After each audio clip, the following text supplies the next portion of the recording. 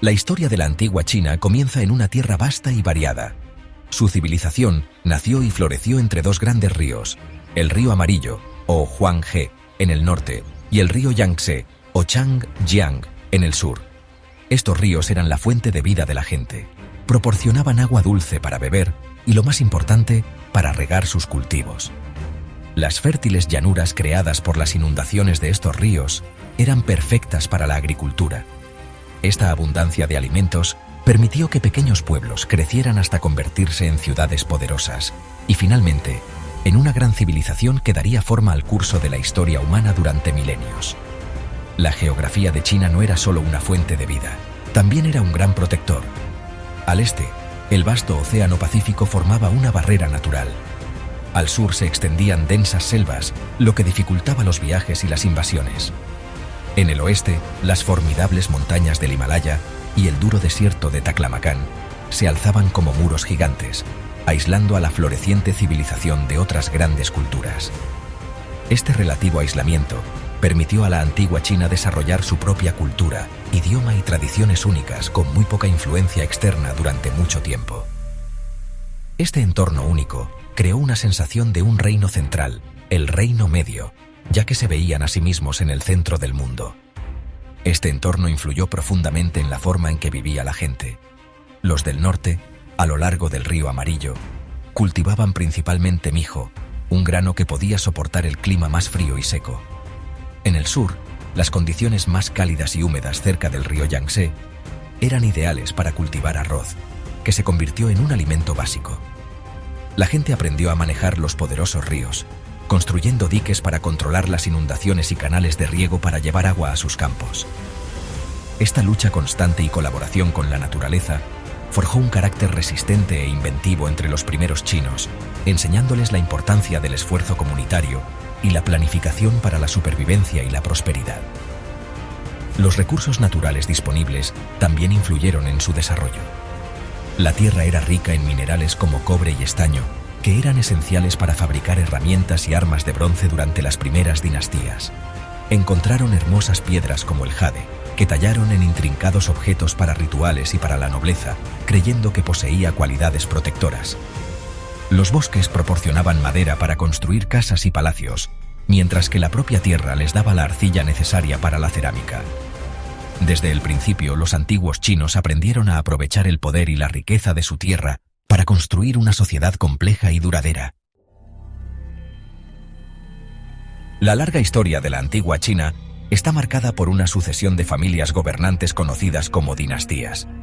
Esta increíble historia abarca miles de años, lo que la convierte en una de las civilizaciones continuas más antiguas del mundo. La primera dinastía, según los relatos tradicionales, fue la dinastía Xia.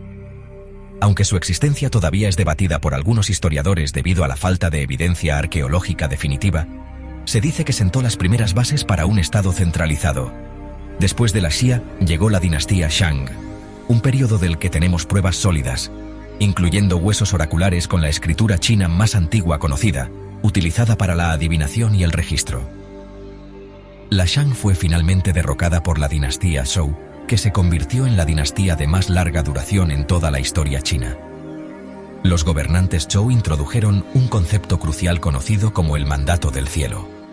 Esta era la creencia de que los dioses otorgaban al emperador el derecho a gobernar basándose en su capacidad para gobernar con justicia y sabiduría. Si un gobernante se volvía corrupto o débil, o si ocurrían desastres naturales, se veía como una señal de que había perdido este favor divino. Esta idea justificó la rebelión y el cambio de dinastías, creando un patrón cíclico de ascenso y caída que se repetiría durante siglos, dando forma al panorama político. Después de un largo periodo de declive y guerra conocido como el período de los reinos combatientes, los territorios fragmentados fueron brutalmente unificados por la dinastía Qin. Su primer emperador, Qin Shi Huang, fue un líder poderoso y despiadado. Es famoso por comenzar la construcción de la Gran Muralla para proteger su imperio de los invasores del norte. También estandarizó pesos, medidas, moneda y, lo más importante, el sistema de escritura en toda la tierra. Aunque su dinastía fue muy corta, sus políticas centralizadoras sentaron las bases para una China imperial unificada que duraría más de 2000 años. El duro gobierno de los Qin llevó a su rápido colapso y fue reemplazada por la dinastía Han. La dinastía Han es considerada una edad de oro en la historia china, un periodo de gran prosperidad, estabilidad y logros culturales. Durante este tiempo, el gobierno se fortaleció con un servicio civil profesional y el confucianismo se estableció como la filosofía estatal. Los Han también expandieron el territorio del imperio y establecieron la famosa Ruta de la Seda, una red de rutas comerciales que conectaba China con Occidente, trayendo nuevos bienes, ideas e intercambios culturales que cambiarían el mundo para siempre. El legado Han fue tan profundo que el grupo étnico mayoritario en China todavía se refiere a sí mismo como el pueblo Han hoy en día. La antigua sociedad china estaba organizada como una jerarquía estricta, como una pirámide con el emperador en la cima. El emperador era visto como más que un simple gobernante. Era considerado el hijo del cielo, un vínculo divino entre los cielos y la tierra. Su autoridad era absoluta y sus órdenes eran ley. Era su deber sagrado mantener la armonía y el orden en el imperio. Debajo del emperador estaban los nobles y los funcionarios del gobierno, quienes lo ayudaban a administrar las vastas tierras. Estos funcionarios a menudo eran elegidos a través de exámenes rigurosos, especialmente durante la dinastía Han, creando una clase de eruditos educados que dirigían la burocracia. La gran mayoría de la población pertenecía a la clase campesina. Eran los agricultores que trabajaban la tierra, producían los alimentos y formaban la columna vertebral de toda la economía y la sociedad. Aunque eran respetados por su papel esencial, sus vidas a menudo eran muy difíciles, sujetas a altos impuestos, trabajo forzado para proyectos gubernamentales como la construcción de muros o canales y el servicio militar obligatorio. Debajo de los campesinos estaban los artesanos y los comerciantes, quienes creaban bienes como herramientas, armas y artículos de lujo. En la parte inferior de la escala social estaban los mercaderes, quienes, a pesar de ser a veces ricos, a menudo eran vistos con sospecha en una sociedad que valoraba la agricultura sobre el comercio. En el corazón de la sociedad china, incluso más importante que el Estado en la vida diaria, estaba la familia. La unidad familiar era la piedra angular de todo orden social. La lealtad y el respeto dentro de la familia eran consideradas las virtudes más importantes que una persona podía tener. Las familias chinas eran patriarcales, lo que significa que el padre o el varón de mayor edad tenía la autoridad. Él era responsable del bienestar y el comportamiento de cada miembro de la familia. Las familias grandes y extendidas a menudo vivían juntas, con varias generaciones compartiendo un hogar. Esta estructura proporcionaba apoyo y seguridad para todos sus miembros, desde el niño más pequeño hasta el abuelo mayor. El respeto por los mayores, un concepto conocido como piedad filial, era un principio central de la vida china. Esta idea, fuertemente promovida por el filósofo Confucio, enseñaba que los hijos debían a sus padres y ancestros obediencia, reverencia y cuidado. Este respeto era el modelo para todas las demás relaciones en la sociedad. La lealtad que uno mostraba a su padre se reflejaba en la lealtad que un súbdito debía al emperador. Este énfasis en la familia y la jerarquía creó una estructura social profundamente estable y conservadora.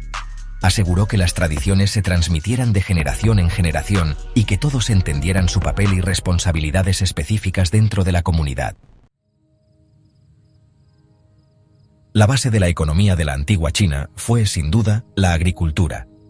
La gran mayoría de la gente eran agricultores, y su trabajo alimentaba a toda la nación. Desarrollaron técnicas sofisticadas para maximizar sus cosechas, como la rotación de cultivos, el uso de arados de hierro y complejos sistemas de riego. El gobierno entendía que un suministro de alimentos estable era esencial para la paz social y la prosperidad, por lo que a menudo tomaba medidas para apoyar a los agricultores, almacenar grano para tiempos de hambruna y gestionar los recursos hídricos. Esta fuerte base agrícola permitió que la población de China creciera y apoyó el desarrollo de grandes ciudades y proyectos imperiales masivos. Más allá de los campos, la antigua China albergaba a hábiles artesanos que producían una amplia gama de bienes. Eran maestros de la fundición de bronce, creando hermosos vasos rituales y poderosas armas. Quizás su oficio más famoso fue la producción de seda. Los chinos fueron los primeros en descubrir cómo cultivar gusanos de seda y tejer sus capullos en una tela ligera, fuerte y hermosa. Durante siglos, mantuvieron este proceso en secreto. Otra artesanía muy apreciada era el tallado de jade. Los artesanos pasaban incontables horas tallando esta dura y preciosa piedra en intrincadas joyas, estatuas y objetos ceremoniales que eran símbolos de estatus y pureza. Estos valiosos bienes, especialmente la seda, impulsaron una vibrante red comercial. La más famosa de estas rutas fue la Ruta de la Seda. Esta no era una sola carretera, sino una serie de caminos interconectados que se extendían por miles de kilómetros, uniendo China con Asia Central, India, Oriente Medio e incluso el Imperio Romano. Los comerciantes viajaban en largas caravanas, enfrentándose a desiertos, montañas y bandidos para comerciar seda, porcelana y especias por bienes como caballos, oro, cristalería y lana. Este comercio hizo más que simplemente mover productos. También llevó ideas, tecnologías, religiones y filosofías, como el budismo, que viajó de la India a China a lo largo de estas mismas rutas. El legado duradero de la antigua China es inmenso y se puede ver a nuestro alrededor. Sus inventos, como el papel, la pólvora, la brújula y la imprenta, cambiaron fundamentalmente el mundo. Sus tradiciones filosóficas, incluyendo el confucianismo, el taoísmo y el legalismo, continúan influyendo en el pensamiento y los valores sociales en todo el este de Asia. El sistema de un Estado burocrático centralizado, el concepto del mandato del cielo y el énfasis en la educación han dejado una huella duradera en su cultura política. La huella eterna del dragón no reside solo en sus grandes murallas o ejércitos de terracota, sino en los profundos cimientos culturales, tecnológicos y filosóficos que sentó para una de las civilizaciones más influyentes del mundo.